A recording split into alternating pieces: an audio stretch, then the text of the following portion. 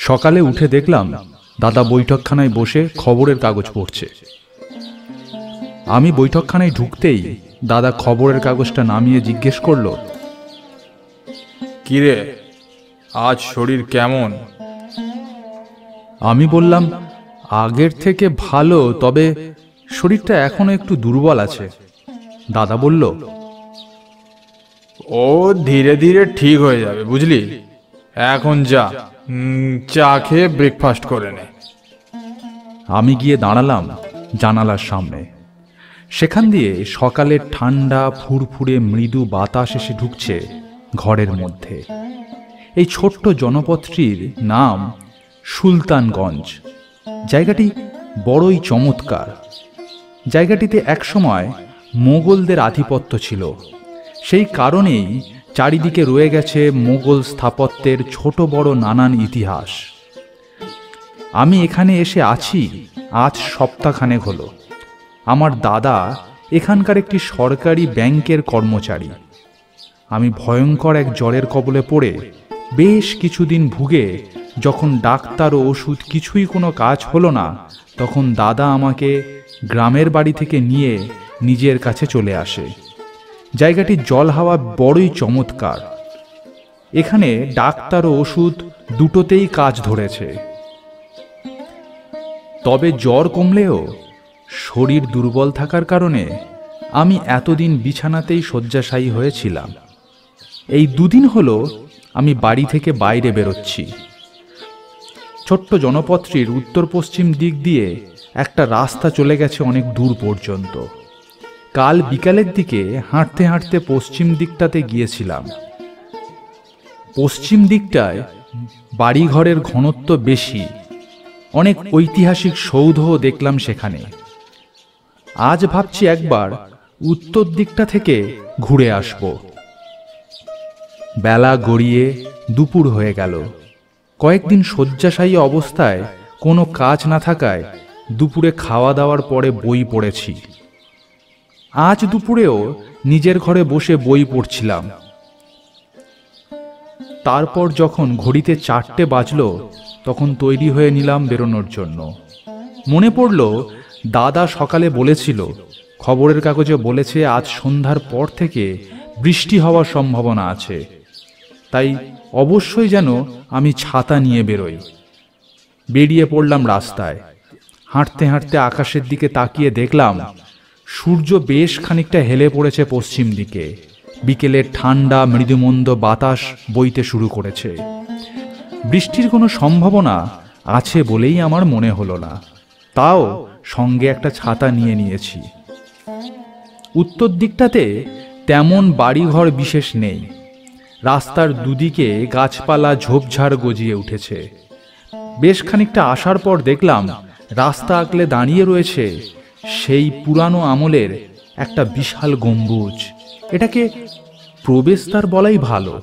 তার গায়ে দেখলাম নানান রকম বাদশাহী নকশা কাটা।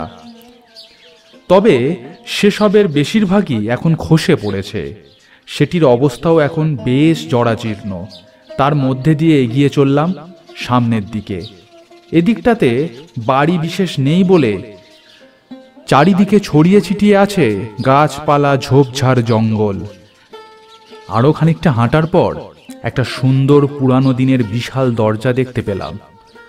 প্রথমে আমি রাজবাড়ির প্রবেশদ্বার ভেবেই ভুল করেছিলাম, কারণ কাল যখন পশ্চিম দিকে গিয়েছিলাম ওখানেও দু একটা রাজবাড়ি দেখেছি, তাতেও এমন প্রকাণ্ড দরজা ছিল। তারপর ভালো করে লক্ষ্য করে দেখলাম এটা একটা কবরস্থান। ভেতরে ছোট বড় কবর মাথা উঁচু করে সার দিয়ে দাঁড়িয়ে আছে। এগুলোকে পেছনে ফেলে আরো খানিকটা এগিয়ে গেলাম। এদিকটাতে আর কিছু নেই। গাছের ঘনত্ব ধীরে ধীরে বেড়ে উঠছে। রাস্তায় দুদিকে নানান প্রকারের ঝোপ লতা গজিয়ে উঠেছে। রাস্তার এক প্রান্তে দাঁড়িয়ে ভাবছি আর একটু যাব না বাড়ি ফিরে যাব। এমন সময় আকাশের দিকে তাকিয়ে দেখলাম দূরে আকাশে ঘন কালো মেঘ দেখা দিয়েছে। মনে মনে ভাবলাম, খবরের কাগজের কথাটাই বুঝি সত্যি হয়ে দাঁড়ালো। ছাতা হাতে নিয়ে বাড়ির দিকে পা চালালাম, কিন্তু বেশি জোরে হাঁটতে পারলাম না। একটু জোরে হাঁটলেই দম হাঁপিয়ে উঠছে। এদিকে কালো মেঘ দ্রুত গতিতে এগিয়ে আসছে। যতটা সম্ভব তাড়াতাড়ি হাঁটতে চেষ্টা করলাম। পেছনে শুনতে পেলাম গুরু গম্ভীর স্বরে আকাশ ডাকল। তারপরই একরাশ এলোমেলো বাতাস ছুটে গেল, আর খানিকক্ষণের মধ্যেই কালো মেঘে সারা আকাশ ঢেকে ফেলল। প্রথমে শীতল বৃষ্টিকণা আমার চোখে মুখে এসে পড়ল। সঙ্গে সঙ্গে আমি ছাতা খাটিয়ে ফেললাম। ছাতাটা নিয়ে বেরিয়েছিলাম এই যা ভরসা, কিন্তু জোরে ঝড় বৃষ্টি এলে এই ছাতাই বা কতটুকু জল আটকাবে সে বিষয়ে মনে গভীর সন্দেহ আছে। সবে শরীরটা সেরে উঠেছে, এখন ভিজে গিয়ে যদি জ্বর আসে তবে কি কাণ্ডই যে হবে আমি আর ভাবতে পারলাম না। হাঁটতে হাঁটতে সেই কবরস্থানের সামনে এসে দাঁড়িয়েছি। এমন সময় বৃষ্টির বেগ বাড়ল। এখনও অনেকখানি পথ হেঁটে বাড়ি যেতে হবে, কিন্তু বাড়ি পর্যন্ত পৌঁছানোর আগেই হয়তো বৃষ্টিতে পুরো দস্তুর ভিজে যাব। তার চেয়ে কবরখানার ভিতরে আশ্রয় নেওয়াই ভালো। তাড়াতাড়ি এগিয়ে গেলাম বিশাল দরজার সামনে। দরজাটিতে ঠেলা দিতে খুলে গেল। ভেতরে ঢুকে দেখলাম একদিকে সারবন্ধ কবর, আর আরেকদিকে বিশাল গম্বুজাকৃতির একখানা প্রাসাদের মতো। তার মধ্যে গিয়ে আশ্রয় নিলাম। আশ্রয় নেওয়া মাত্রই প্রবল বর্ষণ শুরু হলো। তার সাথে চলল মুহুর মুহুর মেঘের চোখ রাঙানি। মনে হলো যেন বৃষ্টিটা আমার জন্য এতক্ষণ অপেক্ষা করছিল, কখন আমি গিয়ে আশ্রয় নেব এই গম্বুজের মধ্যে। ভিতরটা দেখলাম বেশ অনেকটা হলের মতো। এর শেষ প্রান্তে একটা বিশাল কাঠের দরজা রয়েছে। দরজার কাছে গিয়ে দেখলাম তাতে একটা লোহার চেন দিয়ে তালা ঝুলছে। তবে জায়গাটি আশ্রয় নেওয়ার জন্য উপযুক্ত। বাইরে এত প্রবল বর্ষণের পরেও এক ফোঁটা জলকণা ভিতরে প্রবেশ করতে পারেনি। আমি গম্বুজটার এক কোণায় দাঁড়িয়ে রইলাম। চারিদিকে দেখে মনে হচ্ছে সন্ধে নেমে গেছে। মাঝে মধ্যে বাইরের ঠান্ডা শীতল বাতাসের ঝাপটায় আমার অসুস্থ শরীর কেঁপে কেঁপে উঠছে। এইভাবে বেশ খানিকক্ষণ কেটে গেল। বৃষ্টি এখন একটু ধরে এসেছে। পেছনে শুনতে পেলাম দুম করে কিসের একটা শব্দ হলো। শব্দটা এসেছে কাঠের দরজার দিক থেকে। সেখানে এগিয়ে যেতেই দেখলাম দরজাটা ভিতর থেকে কেউ ঠেলা মারছে। কেউ যেন দরজাটাকে খোলবার চেষ্টা করছে। আমি জিজ্ঞেস করলাম, কে? দরজার উপরে কে? কোনো জবাব এলো না। একটু পরে পেছন থেকে একটা কান্নার শব্দ শুনতে পেলাম। পেছনে ফিরে দেখি কান্নার শব্দ আসছে কবরগুলোর দিক থেকে। সেদিকে এগিয়ে গিয়ে দেখলাম সামনের কবরের উপর একটা বাচ্চা ছেলে বসে দু হাতে মুখ ঢেকে কাঁদছে। এতক্ষণে বৃষ্টি পুরোপুরি বন্ধ হয়ে আকাশে চাঁদ উঠেছে। চাঁদের আলো পূর্ণিমার মতো পরিষ্কার না হলেও চাঁদের আবছা আলোয় দেখতে পেলাম সেই বাচ্চা ছেলেটাকে। সে দু হাতে মুখ ঢেকে আকুল স্বরে কেঁদে চলেছে। আমি সামনের দিকে এগোতে লাগলাম আর উঁচু গলায় জিজ্ঞেস করলাম, কে তুমি? কাঁদছো কেন? কোনো জবাব নেই।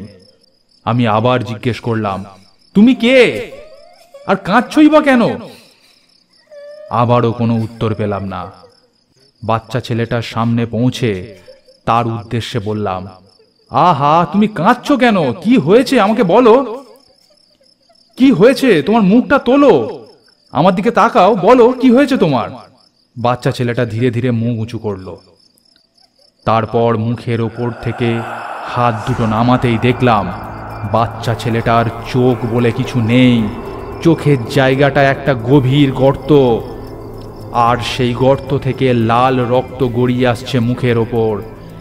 এ দৃশ্য দেখে আমি দু পা পেছনে সরে এলাম। এ আমি কি দেখছি? তুমি কে? প্রবল চিন্তায় ভয়ে আমার অসুস্থ শরীর শিউরে উঠল বেশ কয়েকবার। এমন সময় পেছনে তালাবন্ধ দরজার উপরে কেউ প্রবল জোরে ঘা দিল, এবং আবার এক প্রচন্ড ঘা। এমনই বারংবার ঘা পড়তে লাগলো তালাবন্ধ দরজার উপর। সামনের দিকে তাকিয়ে দেখলাম সেই বাচ্চা ছেলেটা দরজার দিকে আঙুল তুলে বিকৃত কণ্ঠে বলছে, ও আসছে, ও আসছে, ও আসছে। আমি আমি ভয়ার্ত কণ্ঠে বললাম, ওকে, ওকে। বাচ্চা ছেলেটা বলল, খবরের শয়তান। আমি এ দৃশ্য আর সইতে পারলাম না। দৌড়ে কোনো মতে ছুটে বেরিয়ে গেলাম সেই কবরখানা থেকে। রাস্তা দিয়ে প্রবল বেগে দৌড়াতে লাগলাম। দৌড়াতে দৌড়াতে কোনো এক সময় পথের উপরে জ্ঞান হারিয়ে পড়ে গিয়েছিলাম। আমি বাড়ি পৌঁছাচ্ছি না দেখে দাদার লোক জড়ো করে আমাকে উদ্ধার করে। সেই ছোট ছেলের ভয়ঙ্কর চোখ দুটো আজও মাঝে মাঝে রাত্রে দুঃস্বপ্নে আমার চোখের সামনে ভেসে ওঠে। গল্পটি ভালো লাগলে একটি লাইক করুন।